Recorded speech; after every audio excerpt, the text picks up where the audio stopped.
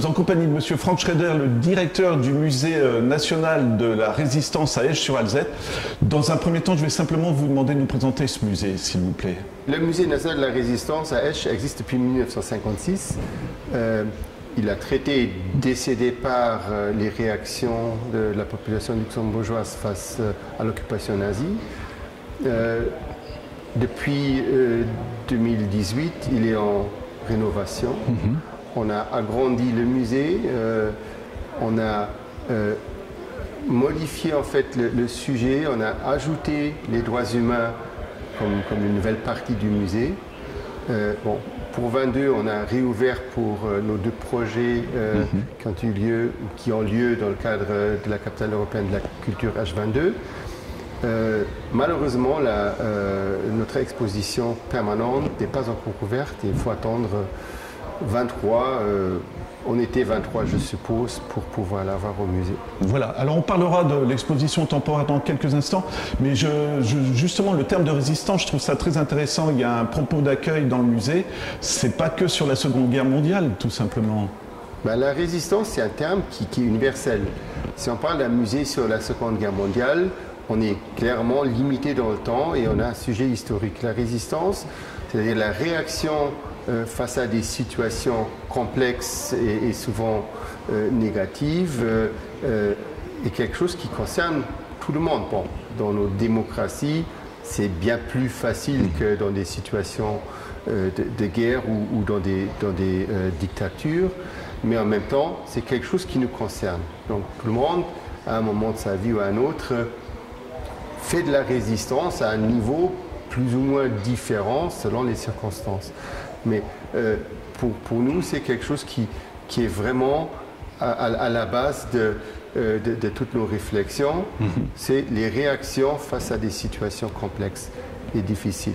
Bon, en même temps, il y a bien sûr une partie de la population qui réagit en faisant de la résistance pendant la Seconde Guerre mondiale, mais aussi aujourd'hui. On a aussi l'autre réaction qui est de collaborer, de coopérer avec un occupant ou avec une dictature. Voilà.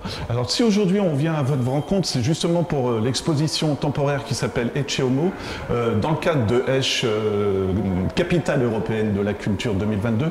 Vous pouvez nous parler un petit peu de en quoi ça consiste? Il y a plusieurs artistes qui sont représentés. En fait, oui et non. On a une exposition artistique, un plasticien qui a la nationalité britannique, qui vit en France depuis des décennies, qui a des origines sud-africaines et qui a des grands-parents lituaniens. Je vais revenir à ça bientôt. Un artiste qui s'appelle Bruce Clark, qui est assez connu en France, qui travaille depuis maintenant presque 3 décennies au sujet du Rwanda, du génocide contre les Tutsis au Rwanda en 1994, et qu'on a contacté pour lui demander de faire un travail au sujet de la résistance et au sujet en fait des réactions humaines surtout, parce que l'exposition est beaucoup basée sur le corps humain, sur le corps individuel en fait. Et il nous a présenté d'une part des peintures et d'autre part des sculptures, une installation que vous voyez en partie ici à côté de moi, qui traite justement les réactions humaines, comment le corps, comment l'humain réagit face à des situations extrêmes.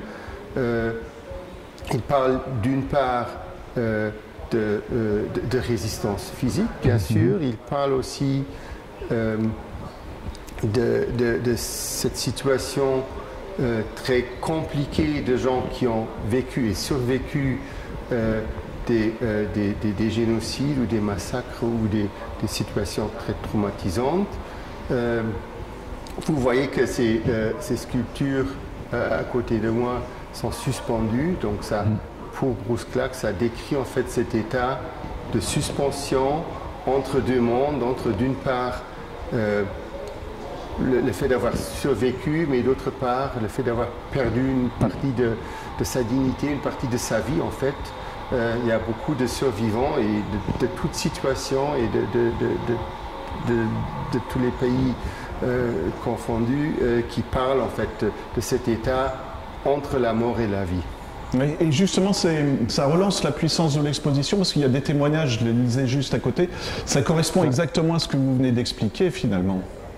Oui, ben c'est pas mon idée, c'est l'explication que Bruce Clark donne par rapport à cette œuvre précise.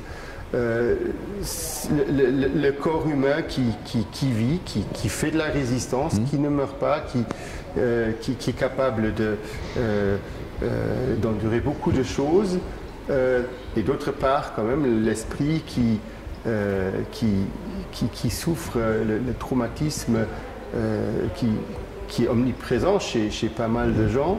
Et si on connaît des gens, ou si on connaissait des gens par rapport à la Seconde Guerre mondiale, qui ont survécu les camps, qui ont eu des vécus graves à d'autres endroits, mais aussi par rapport à plein d'autres gens, des survivants du Rwanda ou du Bataclan, on a toujours cette idée que voilà, une partie est quand même morte, a disparu.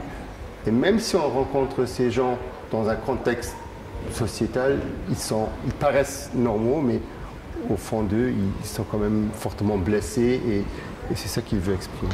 Et c'est ce dont je me souviens à l'inauguration de la fresque à Thiel en juin 2022, où cette fois c'était une peinture de Bruce Clark. Il y avait aussi la notion de solitude et peur de l'oubli. C'est émouvant hein, comme la façon dont il l'évoque aussi finalement. Il travaille beaucoup par rapport à la mémoire. La mémoire, donc le fait de ne pas oublier des choses qui se sont passées, en fait, c'est le travail que nous faisons en tant que musée, c'est le travail d'historiens qui font des recherches pour expliquer ce qui s'est passé, mais aussi comment ça a pu se passer et pourquoi ça a pu se passer. Mais d'autre part, il y a l'approche artistique qui donne ou qui est supplémentaire ou complémentaire plutôt à ce travail historique et qui permet qui facilite une sensibilisation qui permet à des gens de comprendre via d'autres moyens qu'il y a des choses difficiles et douloureux qu'on ne doit pas oublier. Et dans un musée d'histoire, une exposition d'art, ça vous a semblé naturel tout de suite? Oui, parce que les images ou l'art en général touchent les gens d'une manière différente. Ce qu'on n'a pas su quand on a abordé le projet, c'est que notre exposition permanente n'était pas terminée. Donc, en fait, l'idée était d'avoir d'une part une exposition historique et d'autre part une exposition artistique. Bon, malheureusement, là, nous réduisons le musée, en fait, mais pas dans un sens négatif, nous le réduisons à une exposition artistique, mais qui a quand même une très, très grande force. En plus, il y a des textes qui expliquent les démarches. Donc, on essaie quand même d'encadrer les visiteurs.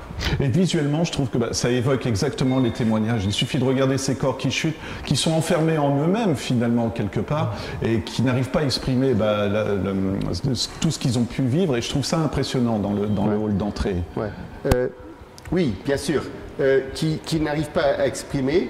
Et là, je reviens en fait sur ce que vous avez dit au départ, une exposition de plusieurs artistes, parce qu'il est vrai, il y a un deuxième artiste qui est impliqué, qu'on ne voit pas beaucoup dans cette installation. Bon, il y a un écran avec un film, mais c'est le danseur Tabira Masike qui, en fait, arrive dans son spectacle, et il va y en avoir encore 3 à la fin du mois de novembre, au musée, qui arrive à donner mouvement à ces corps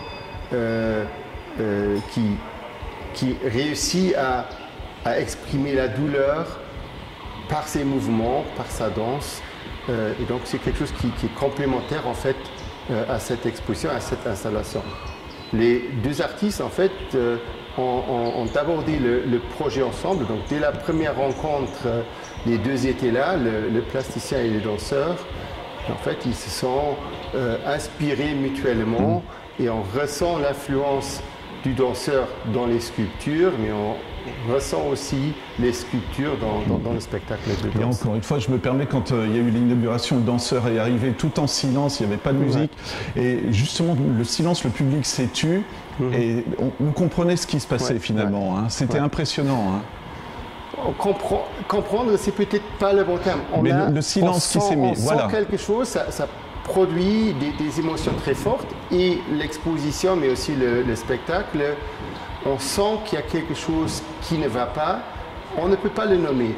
Il y a une universalité dans cette souffrance, il y a une universalité aussi dans la dignité de ceux qui survivent. C'est pas quelque chose où on peut dire, ça c'est un survivant de tel massacre ou de tel crime. On le voit, et par rapport au contexte, par rapport au musée, on sait dans quel genre de musée on est, ça se développe en fait. Et d'autant plus, donc on a cette fresque, cette peinture murale à Thiel. Bruce Clark a aussi réalisé une grande fresque murale à Kaunas, qui est la deuxième capitale européenne de la culture, au Fort Neuf, c'est un lieu où plus de 50 000 personnes ont été tuées par les nazis, 30 000 juifs, 20 000 non-juifs. Et là aussi, il a réalisé en fait une fresque de 14 mètres de long. En fait, il fait référence à la situation de sa famille. En fait, ses grands-parents ont été les seuls de toute la famille qui ont émigré, qui sont partis vers 1930 vers l'Afrique du Sud. Et c'est en fait les seuls de toute la famille qui ont survécu. Tous les autres ont par après été victimes de l'Holocauste, de la Shoah. Et voilà, il y a quelque chose donc de plus. On a cette exposition au musée, mais les artistes sont sortis vers des lieux où des crimes ont eu lieu réellement. Pas que Bruce Clark, mais aussi Tebi Ramassi qui a fait cette performance à Kaunas et à Thiel. Ça sera une de mes dernières questions, mais vous avez dit que les deux artistes avaient travaillé ensemble, mais est-ce que vous aviez, on ne va pas dire un droit de regard, mais est-ce qu'ils vous expliquaient ce qu'ils allaient vous proposer, ou est-ce que vous avez carte blanche jusqu'au dernier moment? Alors ils avaient carte blanche. Bon, carte blanche dans le contexte de ce qu'on fait. Voilà, on n'est pas un musée qui peut produire des spectacles, des comédies. Voilà, on est dans un cadre qui est quand même fixé. Mais oui, ils avaient carte blanche. Et d'autre part, on a été quand même fortement impliqués, informés.